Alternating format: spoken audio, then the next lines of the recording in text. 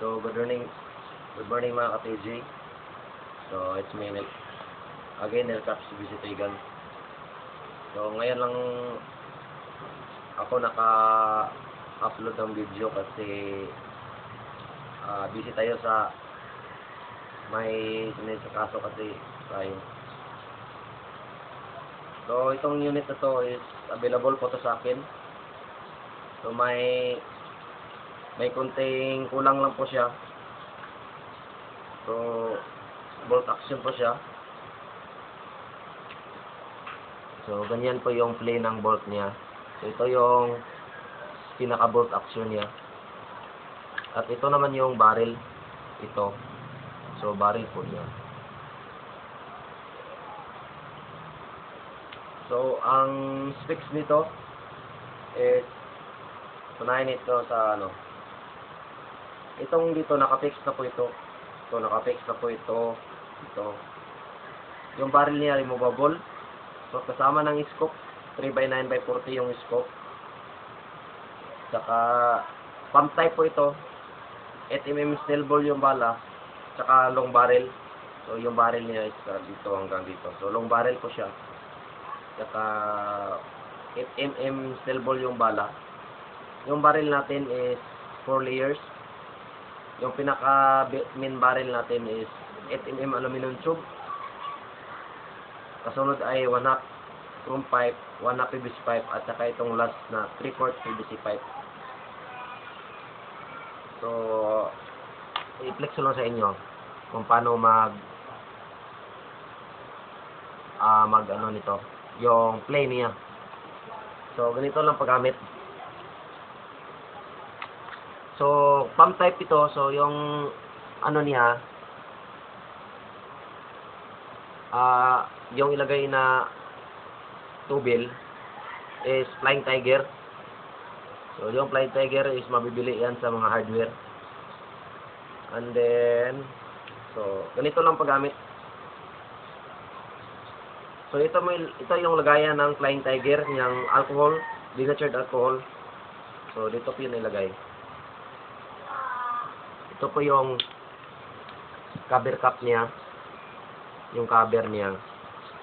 So, 1/2 mil adapter yan. So, ganyan lang. Tapos, yung ilagay na tubil dito, na Flying Tiger dito is 10 ml sirens lang po. Yung laman dapat. So, i-remove natin tong barrel at saka itong pinaka tank niya para makita nyo sa loob. So, una nyo tanggalin itong cap. So, tanggalin itong cap para matanggal tong kasi hindi ito maikot pag meron to kasi nakabangga siya dito. So, tanggalin mo na ito. Tanggalin mo na. Saka dito lang maghawak. Saka iikot mo lang pa counterclockwise para So, ganyan lang po.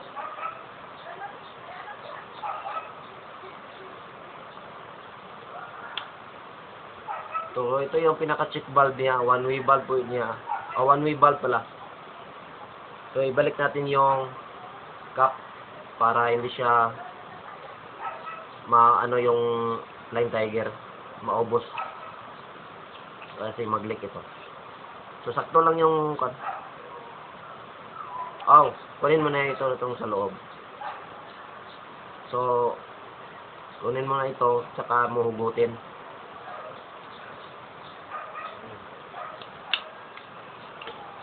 So, ito po yung sa loob niya. So, ito yung butas. Dapat magkatapat yan dito sa butas. So, matanggal din ito. May thread po ito.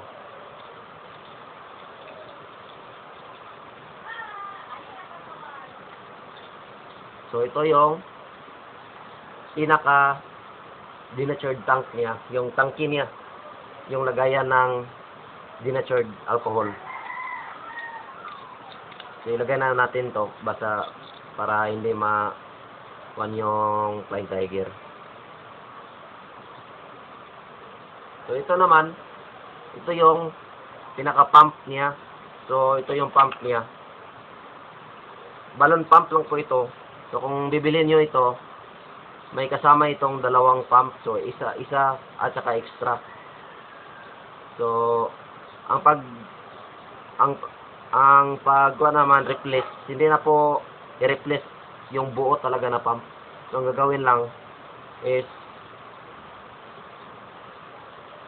yung ano lang, yung kunin nyo. Kasi yung masira talaga dito is yung o-ring. So yung o-ring nung extra, yung isang extra na pump, kunin mo lang yung o-ring saka i-replace mo lang dito. So yan lang po. Wag na i-replace yung kabuuan ng pump kasi naka-fix kasi ito yung cover niya at saka dito sa 1/2 mil adapter niya. So yung o-ring lang yung pero dalawang pump yung may extra pump na i-free. Yung o-ring lang yung kunin nun. So ito yung pinaka-cover niya. Ito pinaka-cover niya. So may butas siya dito kasi yan po yung yung ipagtapat yung ito. So dapat ganyan yan, no?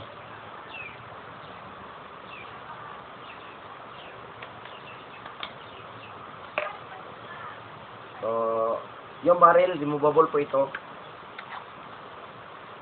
Removable ang barrel.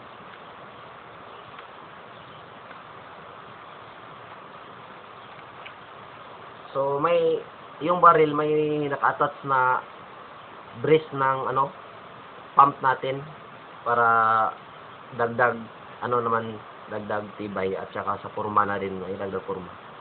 So yung ginamit ko nito dito is 1/2 mil 3/4 mil adapter.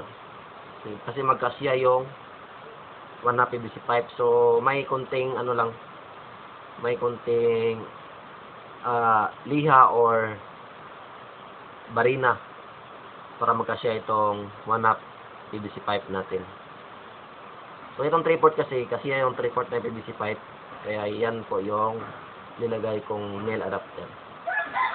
So dito naman sa kadugtong niya is 3/4 female adapter.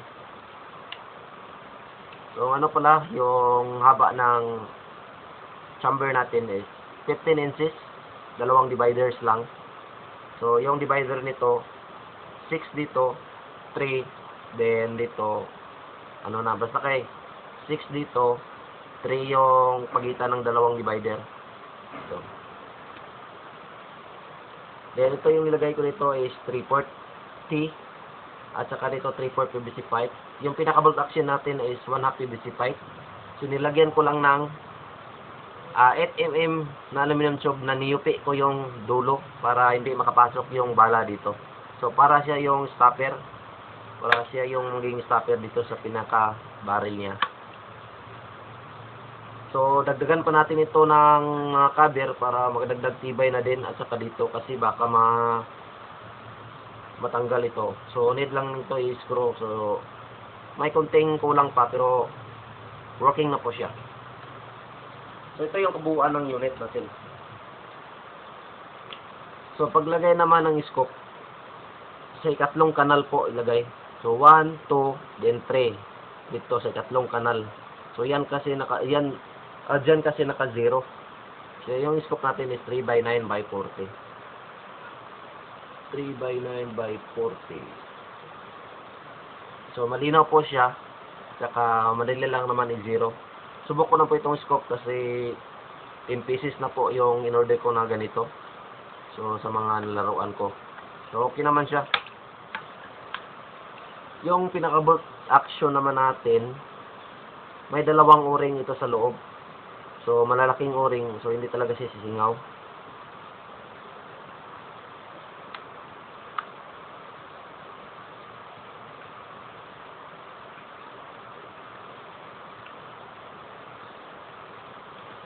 So, konti na lang kulang nito. Lagyan pa natin ng cover dito. Saka dito. So, dito, hindi na lalagyan ng cover. Basta may Na ano kasi, na ubusan ako ng glue. Yung super glue ng DIY.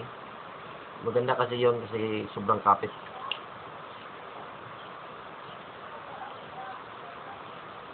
At saka itong ano naman, removable igniter po ito. Madali lang i-replace po. Madali lang palitan kapag masira. So, yung kadalasan talaga masira ng pump is yung ganito. At saka itong check valve. Pinaka check valve niya. Pinaka one way valve. Pero itong one way valve, natagal na yan masira. Ito lang yung madalas masira.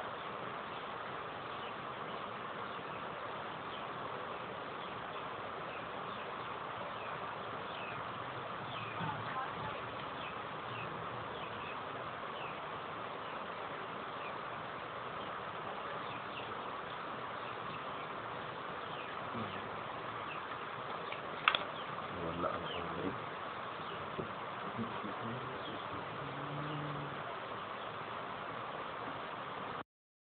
So, i-symbol natin mga kapatid.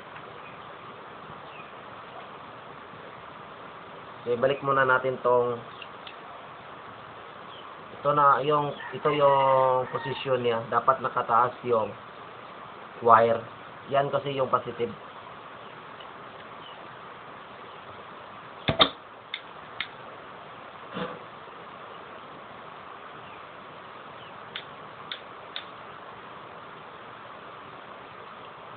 So, yun na natin yung barrel.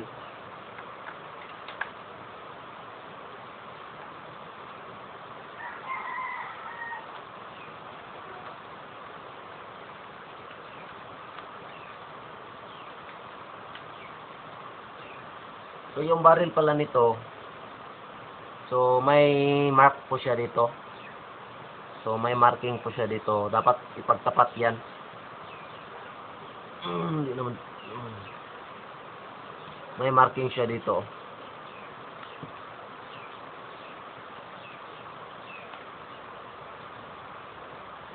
So, pag natapat na, ay symbol natin yung pump. So, yun na yung pag-symbol sa pump. Ito ilagay mo ito doon. And then, itong pinaka-unit charge tank niya. So, ito po dapat pan yung 1/2 PVC male adapter. So, paglagay naman, ito yung iikot mo.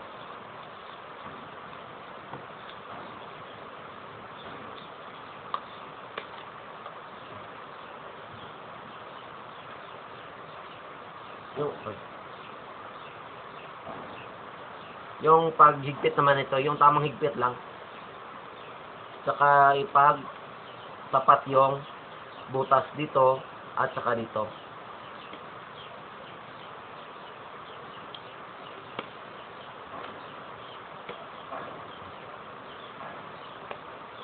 So bakit ipagtapat yan? Kasi para makita yung sa loob. Para malak ito diyan. So, dapat din kasi swak dito. Nakaswak siya. Hindi siya yung may space. Dapat walang space talaga. Kaya, ginanyan ko yung style niya.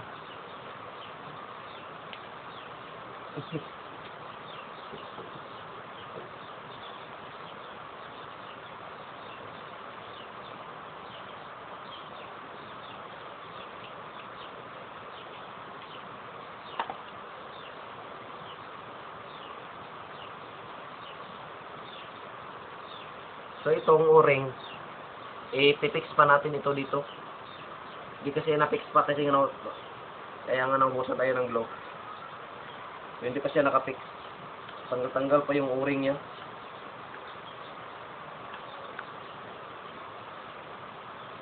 So, ilagay na natin to. So, kunin mo na itong rubber niya. So, ganyan lang paglagay, oh. So, dito ka lang maghigpit. Dito ka lang humawak sa dulo. Kasi dito yung pinaka niya, tank niya. maikot-ikot kasi dito pag dito minawakan. So, hindi na siya ma-align nito, ma-disalign na siya. So, tamang higpit lang. Saka ilagay itong cap niya. Cover cap. So, expire natin. So, ito kahit hindi naka-open bolt, puputok yan.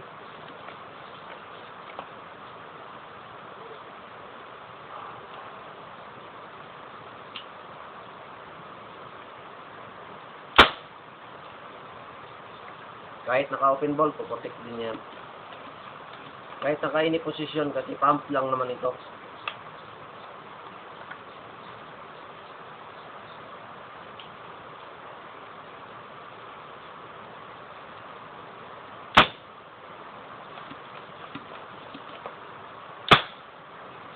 So, ano yung ano niya? Laman yung dinacharge. So, lagyan natin ng dinacharge. So, yung lagay nito is 10 ml syringe or dalawang takip ng coke or ng bottle.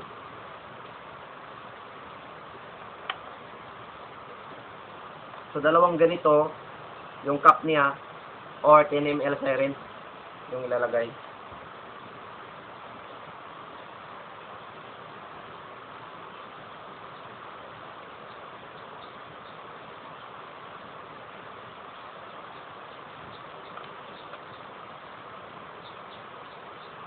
So, isa lang yung ilagay natin kasi may laman pa ito.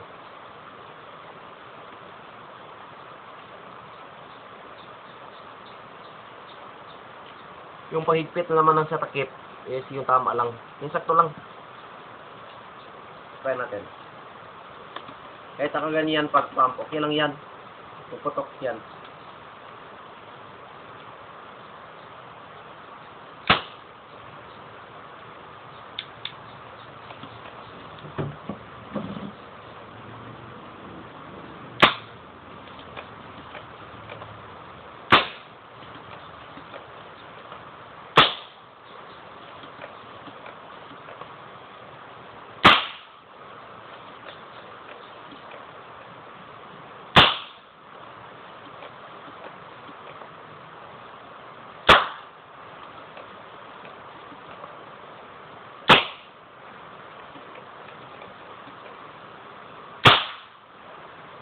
So, pag ganyan pag pump, mas malakas.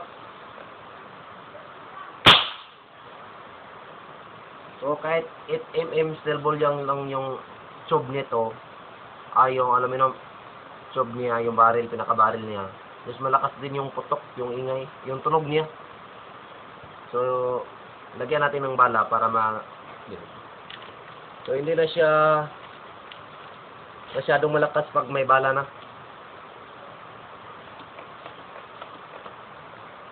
So, ganito lang paglagay ng bala.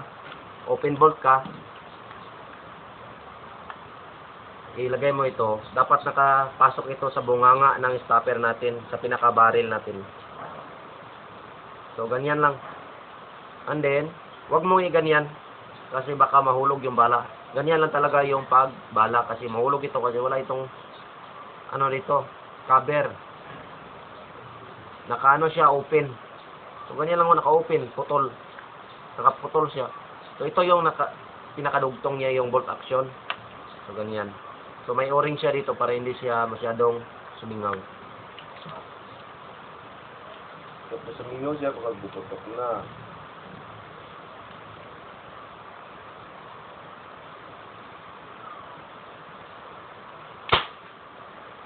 So, yan lang po yung putok niya pag may bala. Pero pag wala ng bala, malakas siya.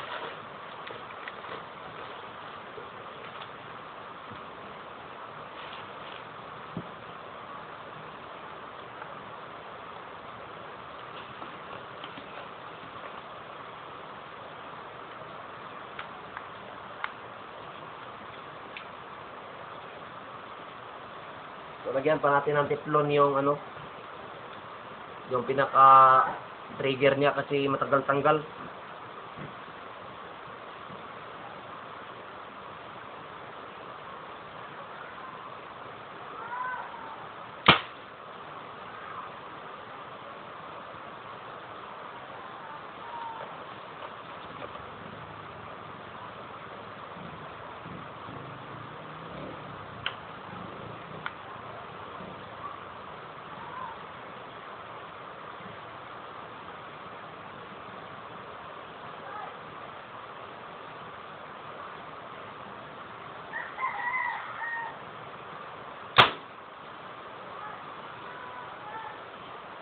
So, yun lang po yung putok niya pag may bala. Pero pag walang bala, ito po.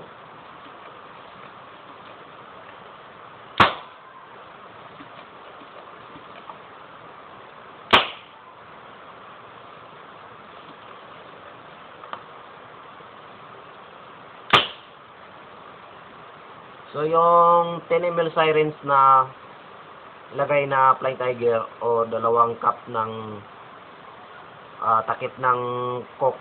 So, ganito.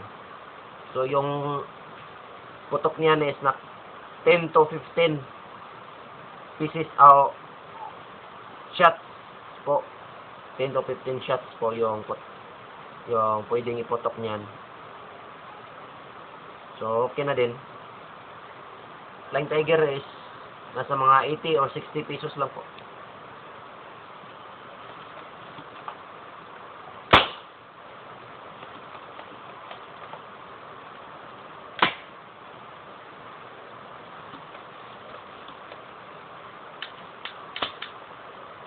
So, wala na po yung may laman po dyan pero konti na lang. So, lagyan pa natin ng 2 cup.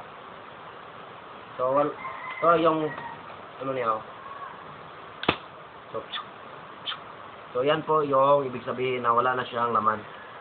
So, lagyan ng 2 cup or 10 ml sirens na Flying Tiger or denatured tank. So, yung kadalasan ko is Flying Tiger talaga. So, maganda yung 10 ml sirens kasi hindi siya makapasok talaga siya sa loob tanan lahat.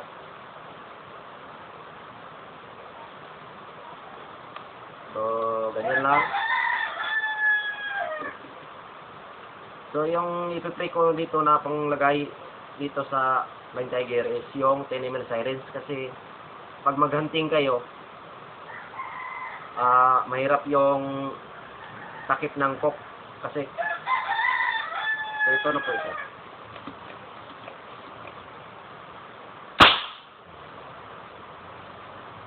So, yan po yung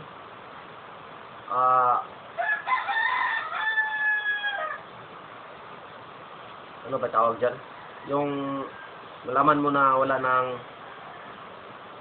laman yung tangki natin kasi yung puputok siya pero kasi wala na siyang ibubuga na denatured dito sa pinaka-chamber natin. So, yung ibubuga lang niya is hangin lang. So, yung need kasi ng pump type is hangin at saka denatured, magkasama yan. 3 pump in 1 shot. So, malakas talaga siya.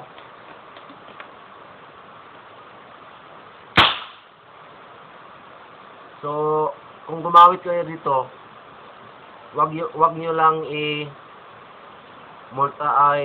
sunod-sunod na putok. Kasi 15 to 10 shots na sunod-sunod na putok na tuloy-tuloy, mag-iinit na yan dito. So, mainit dito ko. Ano naman, yung paghanting naman is hindi naman susunod yung pagtira natin. So, yung pag-target natin. So, okay lang yan. Kasi yung naobserbahan ko nito, pag 10 to 15 shots na sunod-sunod na putok, mainit na nito. So, mainit siya, pisngi. Ganyan, mainit siya. So, lagyan ko pa ng cover para hindi siya medyo mainit. At saka, lagyan pa natin ng foam dito. Rubber. Para tulad dito. May rubber ito. Saka dito may rubber siya para hindi siya pag ma-impact yung hindi talaga siya kasi mag-bounce lang siya.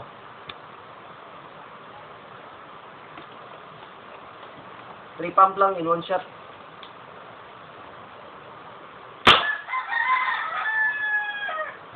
Three pump in 1 shot. 1, 2, 3. So, ganyan lang po.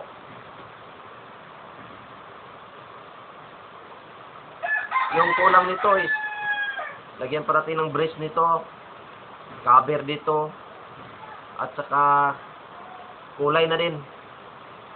Kasi yung unit na to is personal unit ko, kaya lang Binta ko kasi yung cellphone ko nasira. So, pambili ko sana ng cellphone. So, kaya binta ko na ito. Yung balat kasi nito noon is empty julin lang. So, yung ginawa ko, binago ko yung barrel. So, lagyan ko ng 8mm aluminum tube. So, yung pinaka-barrel niya is 8mm aluminum tube lang. So, ito yung pinaka-bolt action na. Silain mo lang siya. So, maano siya ito. Maikot-ikot. Pero, kaya, lagyan natin dito sa kabila ng stopper niya. Para ganyan lang yung play niya. So, hindi siya mag-ganyan-ganyan. So, yan po mga ka-TG. So, mag-video ako dito na mag-test fire with bala na at saka target naman. Mga 15 meters lang yung zero natin na ito. Naka-zero na ito pero sa 10 meters lang po. So, i-try natin sa 15 meters.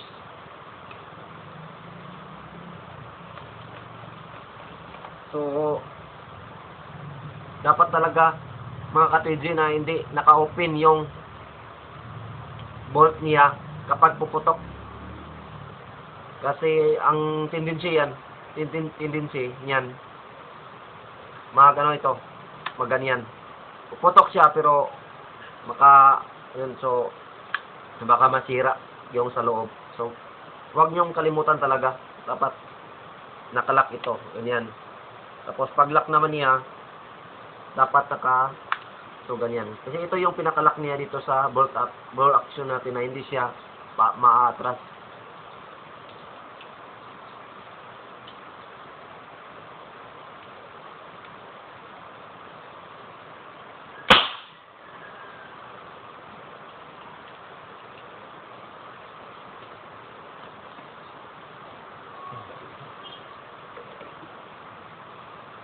So pag replace naman ito mga ka-TG, lagyan mo lang ng tiplon dito para medyo masikip siya konti sa housing ng ating trigger. May housing kasi dyan. Yung housing na ginawa natin is lighter lang din. So housing din yan ito sa lighter, trigger, igniter. So lagyan natin ng tiplon. Paglagay ng tiplon dapat tama-tama lang. So dito lang ilagay sa may dulo.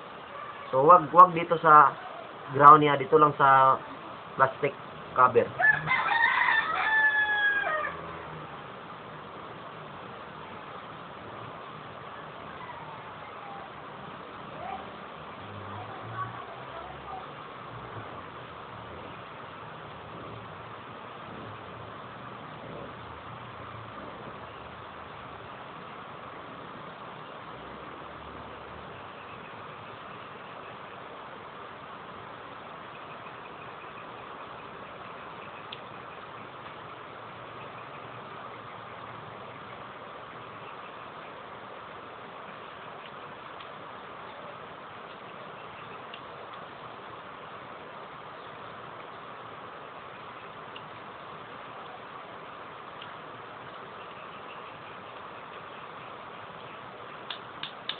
So, yan lang po. Lagyan ng teflon para masikip siya konti dito sa pinaka-housing natin. So, hindi na yan matatanggal.